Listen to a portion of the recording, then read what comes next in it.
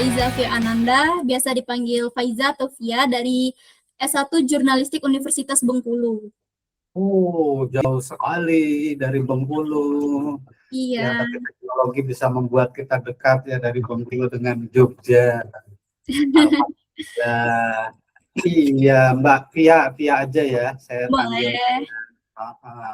Apa sih yang membuat Mbak, kalau di Bengkulu itu panggilannya apa sih, kakak itu? Kalau untuk laki-laki itu bisa abang. Abang. Kalau untuk Abang. perempuan? Kalau untuk perempuan Ayu. Oh, Ayu. Iya, Oh, dia agak mirip sama Palembang gitu. oh iya, iya, iya, iya, iya. Iya. Oke, Ayu Via. Saya latihan dulu. Ayu Via. Jadi saya biasanya manggilnya ya macam-macam sih, tergantung dari. Oke, Mbak Ayu Via. Kenapa pakai Mbak lagi ya? Jadi Mbak Ayu Via atau Via saja deh, biar saya tidak berlibat ya. Via. Boleh. eh, Apa sih yang membuat Via mampir di Komunikata Podcast Rumah Komunikata ini? Mungkin ada yang apa gitu, alasannya apa? Eh, jadi gini, Kang. Aku manggilnya Kang nih ya. Jadi nggak Oh, Kang, itu Kang udah trademark. apa? Nah, jadi gini, diawali kemarin tuh kan lagi scroll-scroll sosial media gitu. Hmm. Terus mulai ruang komunikata. Nah, jadi dari Hmm. situ kayaknya uh, tertarik juga nih mau ikut sharing-sharing sama komunikata gitu. Oke. Ada apa? Misalnya ada yang mau dibahas apa gitu, ketertarikan apa? Jadi gini Kang, aku tuh kan orangnya suka nonton film gitu, baik film, drama kayak gitu. Nah, terus Mhm. kalau aku ngerasa, aku langsung aja ya ke pertanyaan Ah, aku ah, ya. ah. Ya, ya, ya. Uh, jadi ngerasa deket gitu sama tokoh-tokohnya, bahkan ngerasa kayak beberapa cerita mereka itu relate sama aku gitu. Dan Oh, ngerasa kayak sayang sama mereka tuh kayak sampai ke dunia nyata gitu. Nah itu tuh dari komunikata ada perspektifnya atau bayangannya nggak gitu? Boleh oke. bantu kita juga.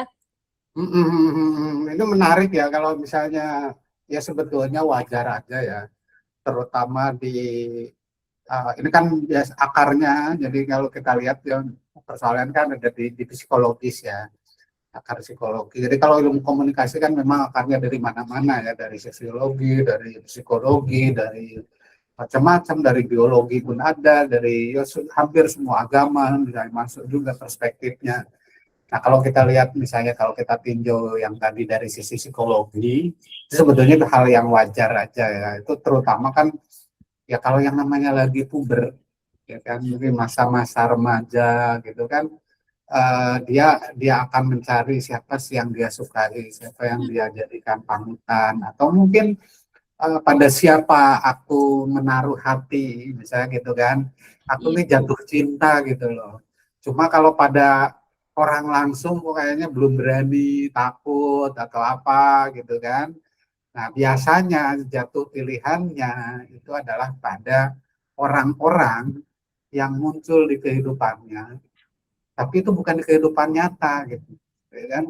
Nah, karena eh, kalau di kehidupan nyata mungkin ya gini lah, saya tahu lah, dia juga pasti punya lah, dari mungkin dari SMP atau SMA tuh naksir nih, ganteng juga nih cowok, gini gini gini gini, tapi nggak tahu kehidupannya seperti apa dia. Jadi sukanya itu mungkin hanya lihat wajahnya ganteng misalnya, atau di sekolah pinter, ya kan, tapi dia kesehariannya seperti apa, karakternya seperti apa, itu biasanya nggak terlalu tahu, sehingga dalam tanda petik ya, jatuh cintanya itu masih nanggung-nanggung gitu kan. Nah, nah ini kemudian kita tuh dari zaman dulu ketika mulai muncul media, ya kan, dari terutama, ya kan, terutama televisi, ya kan, televisi dan film, yaitu yang kemudian menghadirkan, ya kan, orang-orang yang kita sukai, orang yang kita dambakan, yang kita ideal ideal kita itu seperti apa, itu tidak hadir di dunia nyata gitu, karena sulit. Bukan nggak ada ya, bukan nggak ada, tapi kita nggak tahu gitu loh, yang seperti ini tuh siapa orangnya. ya kan? Nah, tiba-tiba muncullah di televisi, muncullah di film. Oh, kalau yang muncul di televisi, di film ya udah pastilah ganteng, cantik gitu kan. Udah Iya. dipilih kan. Nah, dikasihlah mereka juga karakter-karakter yang baik hati, tidak sombong, kaya, kemudian romantis, ya kan. Sudahlah lengkap. Jadi mimpi kamu itu, ya kan, ya kita wajar kan, kita sedang puber atau di masa-masa remaja, kita punya impian, imajinasi. Tiba-tiba connect-lah dengan apa yang ditampilkan oleh media itu. Nah, maka kemudian muncul yang disebut hyper personal. Ya, hyper personal itu jadi dia itu sebetulnya personanya ada, gitu kan, orangnya ada, gitu, ya kan. Tapi apakah dia itu benar yang kamu lihat di televisi atau di film itu benar-benar dia? Kan enggak, gitu kan. Iya. Nah, yang dianya dia itu dia di televisi, dia di film, dia di drakor. Mungkin kamu nontonnya drakor ya, sehingga Iya, benar. ya kecenderungannya saya tahu angkatan sekarang drakor. Sebelumnya kan India, mungkin film-film Barat ya. Nggak Iya. tahu lah habis ini habis drakor mungkin drama Cina mungkin dia saya nggak tahu tren nah, gitu kan. Nah, hyper personalnya kan berganti-ganti itu saya itu tren aja. Tapi kan kita biasanya menaruh pada ya kalau saya misalnya zaman saya sih misalnya siapa sih artis zaman dulu kan munculnya di televisi ya kan. Kalau saya kan di Ciamis tinggal ya, SMA itu di Ciamis. Jadi kampung saya itu ada artis, dari kampung saya itu ada artis namanya Nike Ardila. Mm-mm. Oh, itu Iya. kan cantik, terkenal, terus main film pula. Jadi kalau kamu tanya siapa idola saya pada waktu seumur-umur kamu, ya Nike Ardila itu. Pernah nggak ketemu? Pernah juga. Apakah akrab kenal? Enggak juga. Tapi kalau ditanya, ya kan, ya itulah perempuan idaman saya pada waktu itu dia gitu loh. Karena semuanya ada di dia, ya kan, cantik, pintar gitu. Kalau di film itu lugu, wah udah deh, gitu kan. Nah kayaknya contoh saya aja, saya kira kamu juga punya gitu kan, si ini, aduh ini kalau bahasa anak Jakarta gue banget dah gitu kan. Iya. Nah, ya, tapi kan pertanyaannya apakah dia itu benar-benar dia? Karena yang kita lihat kan bukan personalnya kan, tapi hyper personal. Padahal yang hyper personal itu disusun sedemikian rupa, pakai skrip, pakai ini, pakai itu, tampilannya di make up, di permak ini gini gini gini gini, ya kan sudah kinclong. Model saya misalnya tampil di podcast ya udah seadanya aja gitu kan. Nah, kalau mereka itu kan ada make up artisnya gini gini gini, wah biar kelihatan ini hidungnya biar kelihatan mancung sedikit dikasih apa gitu kan. Nah itu semuanya diatur. Jadi personalnya makanya disebut hyper. Hyper itu kan berlebih, Iya. ya kan lebih dari personal. Karena kalau personal itu kita nggak pernah tahu dia itu kalau di dunia nyata, ya kan, di dunia nyata itu apakah seperti itu kan saya kira enggak gitu kan. Apalagi film-film kan banyak sekali ya, apalagi yang sering main filmnya ganti-ganti peran.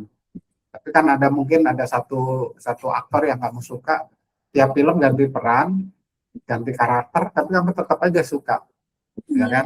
Nah, ada juga yang aktor itu monoton gitu kan, artis itu misalnya dia selalu peran protagonis yang bagian nangis, tersiksa gitu kan. Ada yang bagian antagonis galak terus. Nah kadang-kadang itu kemudian terbawa ke dunia. Jadi misalnya ada artis yang kemudian karena di sinetron kelihatan galak terus, judes terus, seolah-olah di dunia nyata dia itu judes gitu.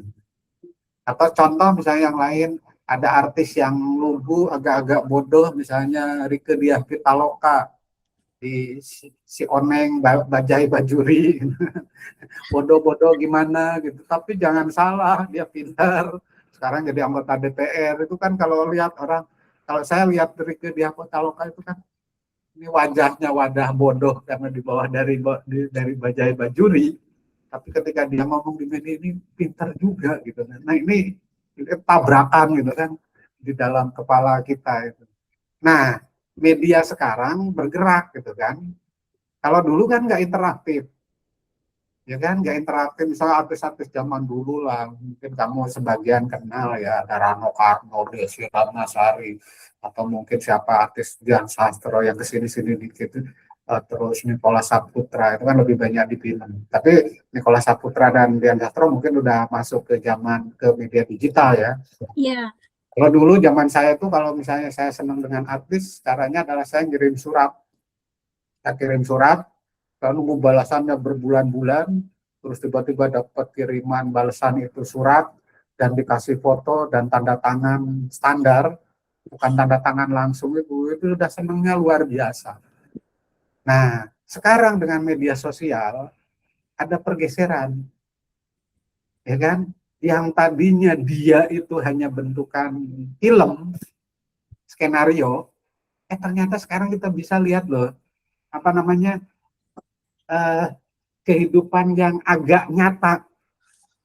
Saya nyebutnya agak nyata ya. Kenapa? Karena dia muncul di media sosial, bisa like, mungkin komenmu sekali-kali dibalas. Ada, Iya. itu sudah seneng banget gitu kan, udah kayak paling kenal banget lah kalau nggak komenmu, komenku dibalas ini loh gitu kan. Udah kayak sok kenal, sok dekat gitu kan, luar biasa gitu kan. Langsung di-share kemana-mana tuh biasanya. Lah screenshot udah, itu Iya. loh. Nah, ya kan? Padahal ya, nah pertanyaannya kan tadi, walaupun kita sudah bisa interaktif, tapi apakah dia itu benar-benar dia? Iya. Kenapa? Karena dia masih tampil di media, di mediasi, ya kan? Di mediasi itu dia akhirnya masih memilih-milih citranya dia itu harus ditampilkan di dalam media sosial gitu. Kalau kamu artisnya sudah biasanya tampil glamor dan lain sebagainya, mau nggak sih dia dipoto tanpa make up, kemudian di-share di medsosnya? Kan jarang-jarang. Dia akan berpikir nanti hancurlah citraku dan lain sebagainya. Artinya yang kamu ditonton di media sosialnya dia itu juga belum tentu dia yang sesungguhnya. Masih aja hyper personal gitu karena dia masih jaga-jaga citranya gini. Itu. Tapi ada kondisi-kondisi memang ya tidak semua orang, ada orang yang mungkin lebih lugas, ya kan, lebih jujur, ya kan. Nah, yang menarik kalau dalam konteks komunikasi, ya kan, kita ke arah keilmuannya sedikit. Jadi ada yang namanya teori kalau tadi orangnya ya hyper personal, tapi ada kalau teorinya disebut dengan parasocial interaction theory. Parasocial interaction theory itu dari Donald Malhorton sama Richard Weiss ya, Richard Bell. Nah, kenapa disebut di situ parasosial? Para itu artinya separuh, ya kan, kayak parabola. Parabola itu separuh bola, yang separuh bulat, bahkan separuhnya aja enggak gitu kan, hanya sedikit saja. Jadi parasosial berarti separuh, enggak benar-benar sosial yang utuh gitu kan. Interaksi, jadi interaksi kayak sosial, kayak interaksi beneran, interaksinya mungkin beneran itu, tapi tidak sungguh-sungguh seperti interaksi ketika kita berhadapan langsung, ya kan. Nah, ini menarik gitu. Ini sebetulnya lama dari tahun berapa ya.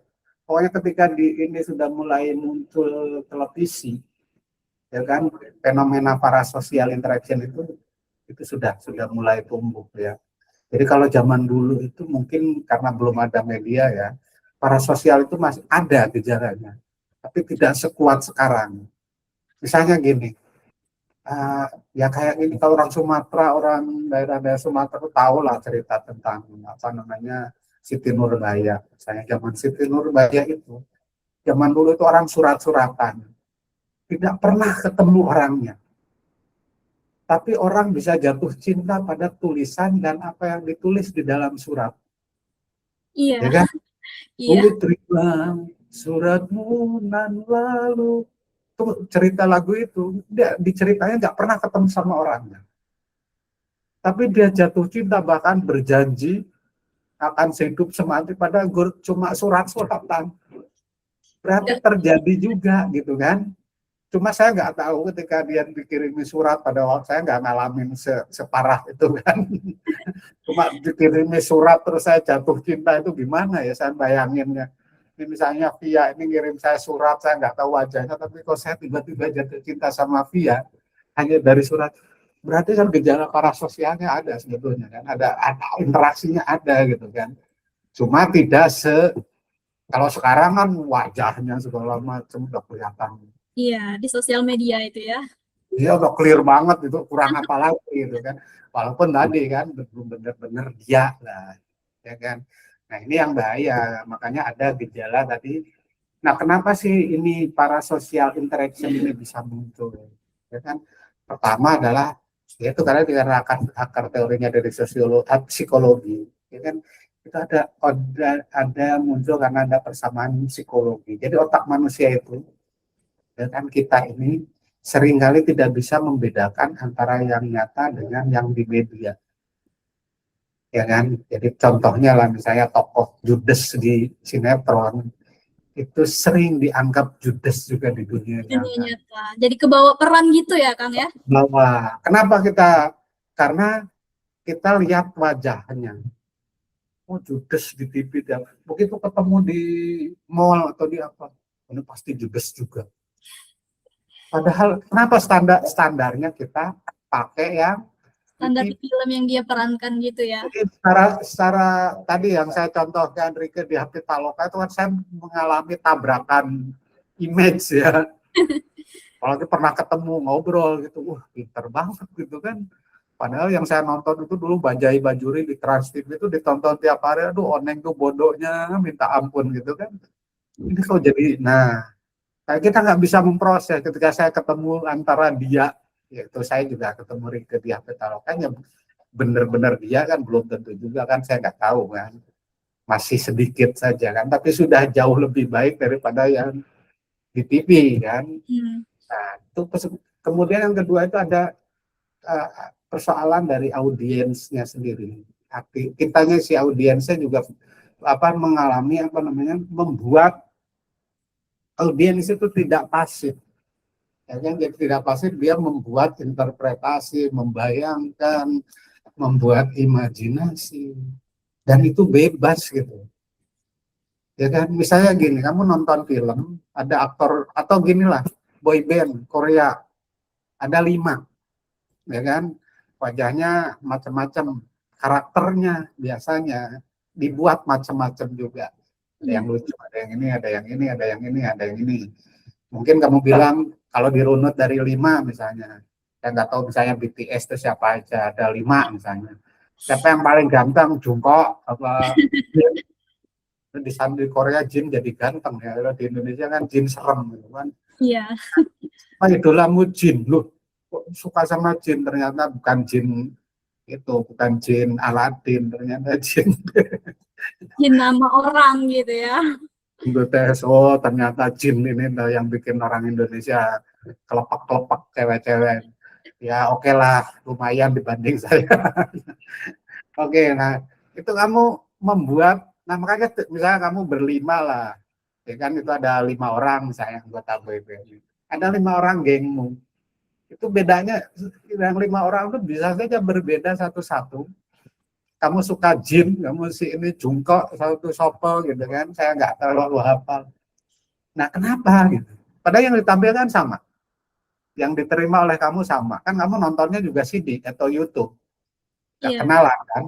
Yang berarti yang diterima sama kan? Kalau ada filmnya misalnya, nontonnya ya film itu juga. Kamu nggak ketemu mereka. Tapi kenapa kamu misalnya suka sama si Jin?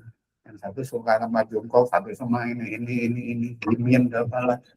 Kalau di tempat saya Jimin itu tetangga, Mas Jimin. Ternyata di Korea nama Jimin keren, kalau di Jawa ini Jimin tuh gak keren. Ya kan, Jimin, kalau misalnya kalau di sini ada cewek siapa nama cowoknya Jimin, mungkin zaman dulu langsung ilfil.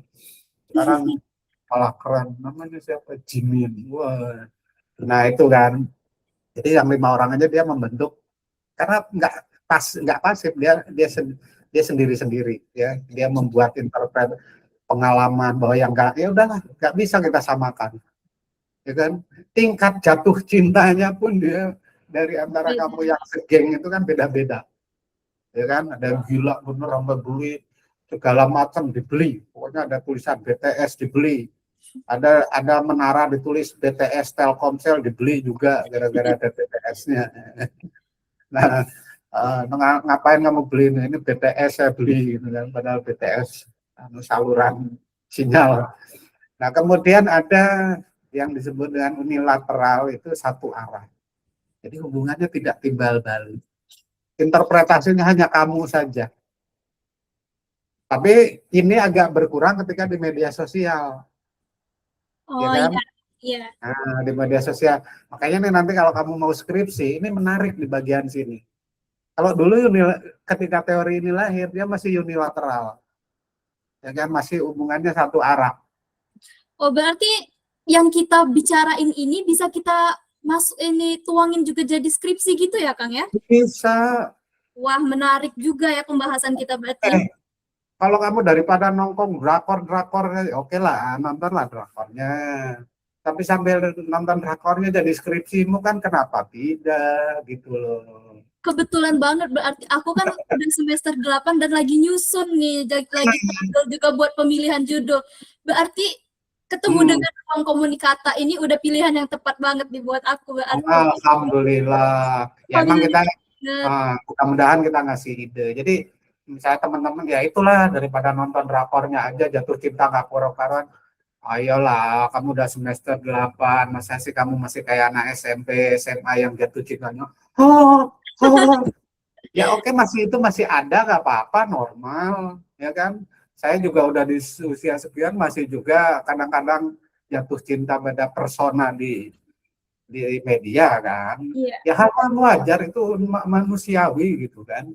Tapi kita harus bisa membedakan itu. Nah, yang menarik tadi salah satunya adalah kalau saya bagian ketika di media sosial dan bagian hubungan satu arah itu. Dulu itu ketika medianya hanya televisi. Tapi sekarang kan ada medsosnya nih. Iya. Kamu bisa ngobrol gitu. Apakah parasosialnya itu, interaksinya itu masih seperti yang dulu atau mungkin berbeda gitu kan? Ada yang berbeda di situ. Itulah ya diteliti, karena teori ini belum nyampe ke situ. Ya kan, teori ini karena dulu ya, dia harus berkembang, dulu masih menganggap ini adalah parasosial itu satu arah, walaupun ada media sosial, memang dominannya masih satu arah. Ya kan? Tapi bukan berarti kalau media sosial mulai mengikis yang satu arahnya itu. Tapi bahwa hubungan parasosialnya itu kan nggak kemudian hilang. Tetap ada gitu ya Kang ya. Ada. Makanya menarik diteliti kadar parasosialnya itu seperti apa. Kemudian ada keberlanjutan ini. Dari parasosial interaksi parasosial, ya kan. Nah, sebetulnya dari hal yang sederhana kan, kalau di TV itu kan, kalau gini, kalau kita siaran di televisi, ya kan, itu kan ada kamera, kita nonton kamera. Nah, si orang yang nonton di rumah itu merasa dirinya ditatap gitu loh. Ya kan? Iya. Padahal kamu ger banget gitu loh, padahal yang nggak tatap kamu, itu yang ditatap kamera. Iya. Kayak Itu tatap, karakternya ngobrol sama kita gitu ya Kang. itu lirikannya di foto itu seolah-olah melirik jantung hatimu gitu kan. Padahal yang di studio siapa gitu kan, kamu yang PR gitu kan. Nah, nah itu kemudian ngikutin itu, oke lah, itu namanya masih parasosial interaksi. PSI, ya kan? Ya, parasocial interaction. Yang bahaya itu adalah ketika dia sudah mulai bergerak ke parasocial relationship. Kalau dia sudah merasa bahwa dia berhubungan, ya kan? Bukan berhubungan beneran, tapi parasosial. Jadi separuh nggak jelas, bukan separuh lagi, lebih Anggapan banyak kita yang gitu ya. jelasnya, ya kan? Nah, kamu misalnya komen di BTS tadi lah, saya tahunya cuma BTS ya. Kamu komen di Instagramnya, terus dibalas seolah-olah tuh kamu udah menjadi orang yang paling dekat.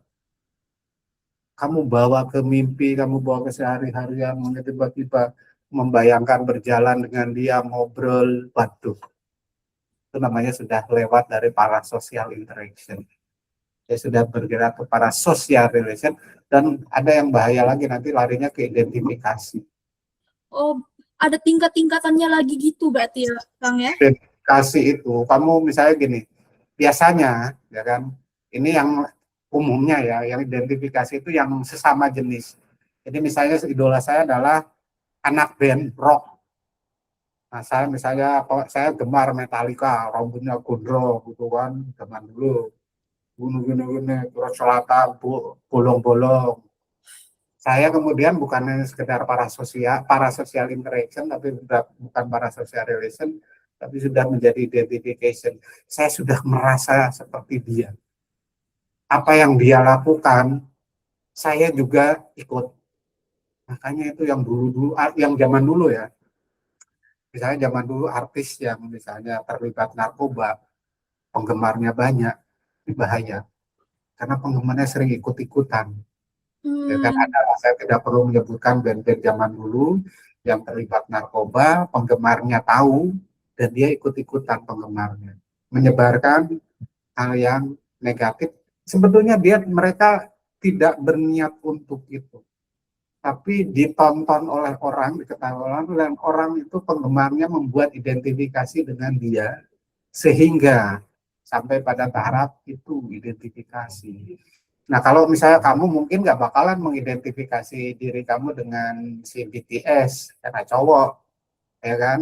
Tapi bisa saja kamu misalnya dengan Lisa Blackpink, ya kan? Nah, oke. Terus kamu, ini saya pengen jadi Lisa, kerudungmu dilepas, rambutmu dicat, ya kan, tadinya pakai baju kurung, pakailah pakaian gini gini gini gini gini, cara jalanmu segala macam semuanya dibuat mirip dengan Lisa Blackpink. Nah, itu yang sebetulnya tadi udah pada taraf yang itu secara psikologis itu bahaya banget, ya kan? Nah, adalah saya bahas sedikit saja tentang asumsi dari teori ini kan, tadi konsep-konsepnya kan udah ya, ada yang kenapa misalnya hubungannya tidak timbal balik, ya kan, walaupun sekarang tadi sudah ada sedikit karena media sosial, itu bagian yang menurut saya paling menarik dari tadi. Yang bahaya itu kan ada pergerakan dari interaksi menjadi para social interaction, ya kan, dari para social interaction menjadi mungkin para social relationship, sampai ke menjadi yang bahaya tadi identifikasi, ya kan, identifikasi. Nah, konsepnya tadi interaksi versus hubungan, kemudian ada yang namanya keintiman jarak jauh tadi, secara psikologis, sok kenal sok dekat, ada apa-apa. Kalau zaman saya itu ada istilah SKSD Palapa. Kalau wow. SKSD Palapa itu namanya dulu satelit komunikasi jarak jauh Palapa, namanya itu punya Indonesia, punya satelit. Tapi zaman remaja zaman dulu diplesetin SKSD Palapa, sok kenal sok dekat padahal nggak tahu apa-apa. Itu jokes apa namanya zaman dulu lah, tahun Dulu ya. berapa. Nah, tapi relate sih sebetulnya, SKSD Palapa itu masih banyak gitu fenomenanya, Iya, istilah. masih sering dipakai istilahnya sama generasi uh, kami juga masih dipakai. masih ya, masih nemu ya, berarti awet Iya. juga. Ya itu tadi, kemudian ada intimasi, engagement, keterlibatan. Ya, yang banyak sekarang kamu mungkin tertarik juga bagaimana artis melalui media sosialnya melibatkan engagement melalui media sosial. Jualan lah, inilah, itu. Pada akhirnya kan mereka bicara tentang fulus, duit. Iya, Mereka terkenal, bikin Instagram, begitu sekian juta follower, akhirnya mereka melibatkan kamu, engagement kamu ya, kamu merasa terikat dengan dia. Tapi dia memanfaatkannya untuk hal yang berbeda. Saya kayaknya udah pernah bahas dengan temanmu dari Bengkulu juga tentang monetisasi, teori ekonomi perhatian. Nah, perhatian itu mungkin juga dimanfaatkan oleh si artis-artis ini ya kan, engagement ya kamu akhirnya ya itu korbannya kamu itu karena kamu merasa dekat segala macam. Si Jongkok bikin album, oke lah kalau album beli, dia ngeluarin topi beli, dia ngeluarin ini beli, ngeluarin ini. Ya kamu karena apa? Kamu merasa pengen engagement, pengen terlibat, pengen merasa dekat, ya mereka manfaatkan. Itu juga bagus kalau misalnya kamu mau teliti di aspek itu. Bagaimana engagement karena parasosial menyebabkan misalnya kok ada penggemar band tertentu sampai rela belanja barang-barang produk dari mereka yang kadang-kadang nggak masuk akal. Iya, seringnya gitu. Ya kan, tapi mereka tuh begitu datang, waduh, ini anunya Jimin, ini anunya Jungkook, wah, sampai dilap-lap, ditempelnya di mungkin lemari, dikunci segala macam biar tidak ada yang berdebu pun tidak boleh menyentuh kan. Nah, berarti engagementnya tinggi. Ya, itu juga menarik dari aspek itu.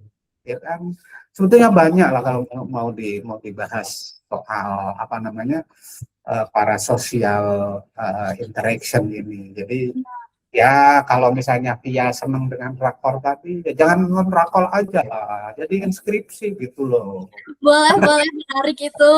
Apalagi udah ngobrol-ngobrol panjang kayak gini kan, udah beberapa juga yang dicatat gitu kan. Mungkin nanti bisa tuh 1-2 judul gitu. Terus juga nanti mungkin konsultasi lagi dengan komunikata kan, walau kita nggak melalui Zoom atau gimana, kita nanti Oke. konsultasikan gitu. Boleh kan, Kang? Iya, kita boleh banget nanti teman-teman, gak cuma Via, tapi mungkin dari Bengkulu, dari tempat-tempat yang lain, silakan kalau ada pertanyaan, komen ya baik di media sosial kita di Instagram, mungkin di TikTok atau di mana, kemudian di YouTube-nya karena kita interaksinya lebih banyak di YouTube ya karena di situ kita sampaikan. Kalau mau ngobrol langsung kayak Via ini langsung ketemu tatap muka ngobrol, jadi ngobrolnya kan nggak cuma kita berdua aja nih Via. Jadi kalau Bisa rame-rame bermanfaat, juga ya. kalau bermanfaat mungkin juga ada orang lain. Oh iya, oh iya.